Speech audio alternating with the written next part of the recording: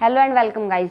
तो आज हम जिस टॉपिक के बारे में बात करेंगे या जिस टॉपिक के बारे में जानेंगे उसका नाम है श्वसन या रेस्पिरेशन। ठीक है, श्वसन जैसे हमें पता है हम जीव जंतु जीवित रहते हैं सांस लेने के कारण, हम सांस लेते हैं उसके कारण जीवित रहते हैं। ठीक है, तो आज हम उस टॉपिक के बारे में पढ़ेंगे, श्वसन के बारे में या रेस्पिरेशन के बारे में।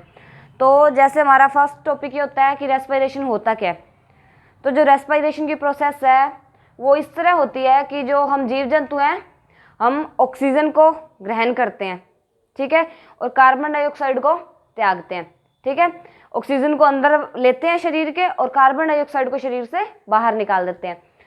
लेकिन जो प्लांट्स होते हैं, प्लांट्स ऐसा नहीं करते हैं। प्लांट्स कार्बन डाइऑक्साइड को लेते हैं और ऑक्सीजन को त्यागते हैं, क्योंकि प्लांट्स ऑक्सीजन को त्यागते हैं तभी हम ऑक्सीजन को ग्रहण करते हैं। ठीक है, और रहा सेकंड पॉइंट ये है कि जब हम बहुत बार ऐसे सुनते हैं कि प्लांट्स में, पेड़ पौधों में रात के समय नहीं जाना चाहिए, वहाँ पे भूत प्रेत होते हैं। तो ये कुछ भी नहीं है। साइंटिफिक रीज़न इसका ये है कि जो प्लांट्स होते हैं वो नॉर्मली तो कार्बन डाइऑक्साइड ग्रहण करते हैं और ऑक्सीजन को त्यागते हैं, बट रात के समय, नाइट में, वो ऑक्सीजन को ग्रहण करने लग जाते हैं। जिससे क्या होता है, हम अगर वहाँ जाएंगे, हम ऑक्सीजन निकालेंगे तो वो ऑक्सीजन को ग्रहण कर लेंगे और वो भी कार्बन डाइऑक्साइड छोड़ते हैं, हम भी कार्बन डाइऑक्साइड छोड़ेंगे और हम कार्बन डाइऑक्साइड वापस ग्रहण करेंगे, तो जो कि हमारे लिए जहरीली होती है। हम जीवित नहीं रह पाएंगे, हमें सांस नहीं आएगा। तो इसी तरह है, मतलब अगर कोई इंसान रात के समय किसी पेड़ के पास जाकर सोता है तो सुबह नॉर्मल बात है उसकी डेथ होगी, वो मृत होगा।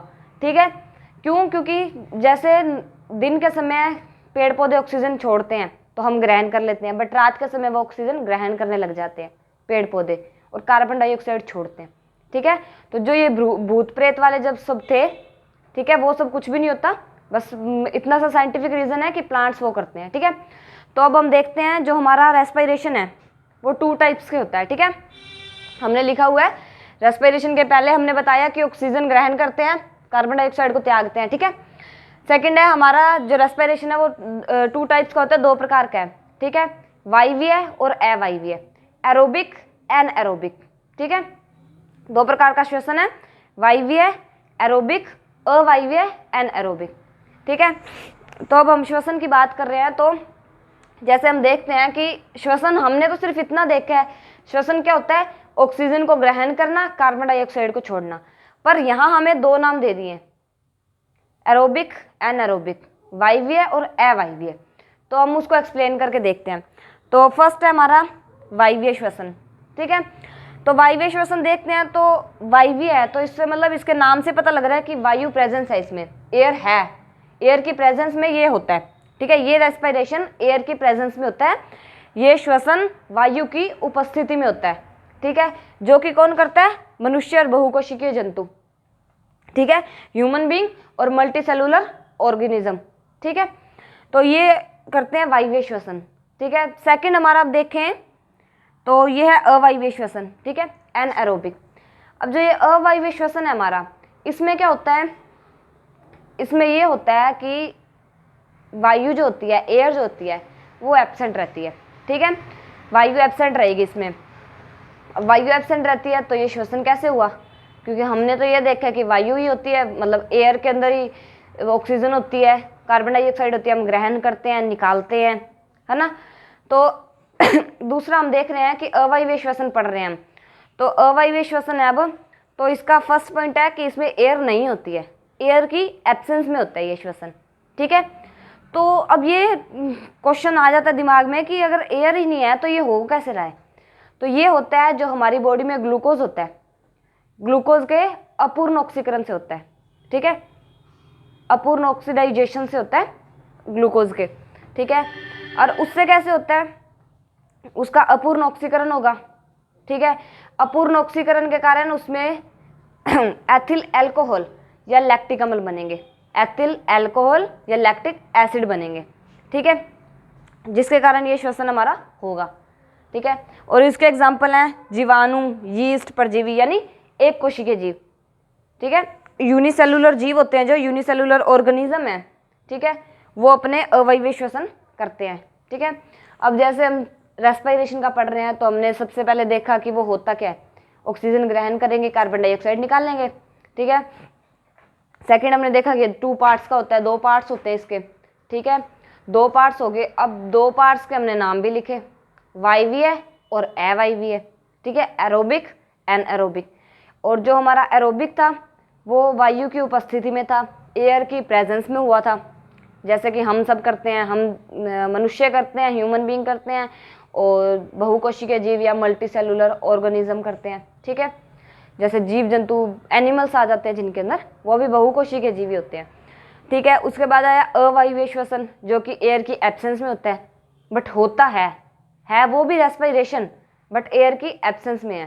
ठीक है, तो वो क्या होता है, उसमें होगा ग्लूकोज का हाफ, वो होगा हाफ ऑक्सीडाइजेशन होगा ग्लूकोज का, जिससे एथिल अल्कोहल और लैक्टिक अम्ल बनेगा, लैक्टिक एसिड बनेगा।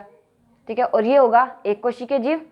ठीक है, यीस्ट, जीवाणु, ठीक है, परजीवी, ये सब हो गए। और यीस्ट ये अपने जैसे जो अपने कर्ड बनता है जब, सो उसमें ये काम करती है यीस्ट। बैक्टीरिया होता है ये भी, इसका वर्क क्या होता है, जो अपने दूध है, अपने मतलब देसी भाषा में बोलते हैं खट्टा लगा के रखते हैं दूध को, तो वो दही बन जाता है। तो दही बनने का प्रोसेस जो होता है वो यीस्ट करता है। ठीक है, कर्ड जैसे बनता है, मिल्क से कर्ड बनने का प्रोसेस यीस्ट करता है। अगर अपने देखते हैं इसको तो पता लगता है ये छोटे छोटे जीवाणु होते हैं, मतलब माइक्रोस्कोप के थ्रू अपने देख सकते हैं। ठीक है, तो ये हमारा श्वसन है, यहाँ पर 2 पार्ट्स में अपनों ने कर दिया। ठीक है इसको, हाँ तो देखो जैसे हमारा टॉपिक चल रहा है रेस्पिरेशन, तो रेस्पिरेशन अब हम देख रहे हैं कि जो हमारे जिस अंगों से हम, ठीक है, जिन ऑर्गन से हम श्वसन की क्रिया करते हैं, तो हर किसी में अलग अलग होती हैं, है ना, अब सब में सेम नहीं होती। तो वो जो श्वसन क्रिया है, उस क्रिया को करने के लिए जो अंग होते हैं उनके बारे में हम देखते हैं। ठीक है, तो हम जैसे देखें सबसे पहले मछली में होते हैं गलफड़े या गिल्स, जिसके थ्रू वो श्वसन की क्रिया करती है। ठीक है, मछली के ऊपरली स्किन पर ही होते हैं, ये ऊपर जैसे स्किन के पास ही होते हैं। जैसे अगर अपने मछली इस तरह बनाते हैं ऐसे, तो ये मुंह बनकर, तो इस जगह जो इस शेप में होते हैं ना, ये जो शेप है, ये वाली शेप, इसे अपन कहते हैं गिल्स या गलफड़े। ठीक है, सेकंड अपने नाम लेते हैं, मेंढक, सांप, मनुष्य। ठीक है, पक्षी, मेंढक, सांप, मनुष्य, पक्षी। ठीक है, इनमें होते हैं फेफड़े, 2 फेफड़े होते हैं, मतलब एक पेयर में होते हैं, फेफड़े पेयर्स में होते हैं। लंग्स हैं जो पेयर्स में होते हैं, एक पेयर होता है लंग्स का, जिसके थ्रू ये रेस्पिरेशन का काम करते हैं। और इनमें से जो मेंढक है वो फेफड़े होते हैं, तो वो जमीन पर भी ये काम करता है फेफड़ों के थ्रू, और वो पानी के अंदर भी सांस ले सकता है। ठीक है, मतलब मछली की तरह वो पानी में भी सांस ले सकता है, और हम मनुष्यों की तरह वो धरती पर जमीन पर भी सांस ले सकता है। ठीक है, सेकंड है कीट पतंगे। इसके बाद कीट पतंगे या इंसेक्ट्स, ठीक है, उनमें क्या होती हैं, उनमें श्वास नलियाँ होती हैं। ठीक है, जिनका नाम अपने, जिनको ट्रैकिया कहते हैं। एक जैसे किसी चीज़ को नेम देते हैं तो एक फिक्स नेम उनका, जो श्वास नलियाँ हैं उनका फिक्स नेम क्या है, ट्रैकिया। ठीक है, जैसे जो कीट पतंगे हैं, इंसेक्ट्स हैं, वो इसके थ्रू अपना श्वसन कार्य करते हैं, रेस्पिरेशन का वर्क है जो वो ट्रैकिया के थ्रू करते हैं। ठीक है, अगला है केंचुआ। तो जो केंचुआ है वो क्या करता है, वो स्किन के थ्रू करता है, जैसे जो उसकी त्वचा है वो स्किन के थ्रू, त्वचा के थ्रू श्वसन का कार्य करता है। ठीक है, तो अब ये तो हो गए जैसे एक तरफ से देखें तो बहुकोशिकीय जीव। ठीक है, बहुत कोशिकाओं से बने हैं, ये भी और ये भी, एक से ज़्यादा कोशिकाओं से बने हैं। ठीक है, मल्टी सेलुलर है। लेकिन जो हमारे यूनिसेलुलर होते हैं, एक कोशिकीय जीव हैं, ठीक है, उनमें अंग तो होते नहीं है कोई भी। ठीक है, श्वसन अंग तो उनमें होते नहीं है कोई, तो श्वसन अंग ना होने के कारण वो ये कार्य कैसे करते हैं, जो उनकी मतलब जो उनकी त्वचा में विसरण का कार्य होता है, विसरण की प्रक्रिया होती है ना, तो उनकी जैसे विसरण की प्रक्रिया होगी, स्किन के पास प्लाज्मा झिल्ली है, जो प्लाज्मा झिल्ली में जो विसरण की प्रक्रिया वो करते हैं, उस प्रक्रिया के द्वारा वो श्वसन का कार्य करते हैं। ठीक है, एक कोशिकीय जीव यूनिसेलुलर जीव जो होते हैं, वो जो प्लाज्मा झिल्ली के थ्रू विसरण की प्रक्रिया होती है, जो उनकी विसरण की क्रिया होती है, प्रक्रिया होती है, उसके थ्रू वो अपना श्वसन का कार्य करते हैं। ठीक है, तो जो मछली है वो गलफड़े यूज करती है, गिल्स का यूज करती है, मेंढक, सांप, पक्षी, मनुष्य, ये यूज़ करते हैं फेफड़ों का, लंग्स का। कीट पतंगे इंसेक्ट्स होते हैं जो, वो श्वास नलियाँ या ट्रैकिया का यूज़ करते हैं। केंचुए जो होते हैं वो स्किन के थ्रू करते हैं, त्वचा के थ्रू, ठीक है। और जो एक कोशिकीय जीव हैं वो प्लाज्मा झिल्ली के थ्रू, जब उनके प्लाज्मा झिल्ली से विसरण की क्रिया होगी, प्लाज्मा झिल्ली के थ्रू विसरण की क्रिया होगी तो उसमें वो अपनी श्वसन का कार्य कर लेते हैं, ठीक है। प्लाज्मा झिल्ली में वो श्वसन का कार्य करते हैं, ठीक है। देखो जैसे हम श्वसन की बात कर रहे हैं, रेस्पिरेशन की बात कर रहे हैं, ठीक है। तो उस हिसाब से जैसे हम रेस्पिरेशन करते हैं तब हमें इसका अंदाज़ा कैसे होगा कि हम पर मिनट किस तरह से कर रहे हैं। तो हमने इसके बारे में इंफॉर्मेशन ली। सो उस हिसाब से जो हम ह्यूमन बीइंग है, यानी मैच्योर ह्यूमन बीइंग है, मतलब हम एक स्वस्थ यंग एक पर्सन है, तो हमारी जो श्वसन दर है, ठीक है, जो हमारा रेस्पिरेशन की वो है, कितनी बार करते हैं हम, तो वो है 12 to 18 टाइम पर मिनट, 12 से 18 बार प्रति मिनट, ठीक है। मतलब 1 मिनट के अंदर हम 12 से 18 बार सांस अंदर बाहर करते हैं, ठीक है। 12 से 18 टाइम पर मिनट हम वो करते हैं, ठीक है। दूसरा है कि जो हम सोते हैं जिस टाइम, ठीक है, नाइट में जब हम सो रहे होते हैं तो उस टाइम 12 से 18 के बजाय 10 टाइम्स हो जाता है, ठीक है। हम जो हमारा श्वसन दर होती है वो 12 से 18 के बजाय 10 टाइम्स हो जाता है, ठीक है। और उसके बाद जैसे हमने मतलब बहुत वैसे तो देखा होगा, बहुत बार देखे हैं कि जो नया बच्चा होता है, मतलब जिसने जन्म लिया होता है, मतलब अभी हाल ही में, तो हाल ही में जैसे नवजात शिशु कहेंगे जिसको, या न्यूली बर्थ चाइल्ड कहेंगे जिसको, मतलब जिसने अभी अभी जन्म लिया है, तो उसकी हम श्वसन दर देखेंगे ना, तो वो जैसे बहुत तेज़ तेज़ सांस लेता है, ठीक है, बहुत तेज़ सांस लेता है, तो उसकी श्वसन दर हमारे पास 35 बार होगी पर मिनट, ठीक है। उसकी श्वसन दर हमारे पास 35 बार पर मिनट होगी। नॉर्मल जो हम हैं, हमारे अंदर 12 से 18 टाइम, ठीक है, पर मिनट। सोते समय हमारी हो जाएगी 10 टाइम, ठीक है, 10 टाइम पर मिनट। और जो न्यूली बर्थ चाइल्ड है, ठीक है, जो नवजात शिशु हैं, उनकी 35 बार होगी पर मिनट, ठीक है, 35 बार पर मिनट हो जाएगी, ठीक है।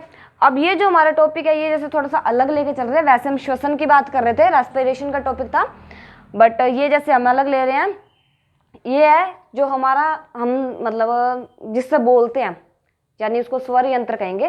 फेरेंक्स होता है जो स्वर यंत्र है हमारा, ठीक है, जिससे हम बोलने का काम करते हैं।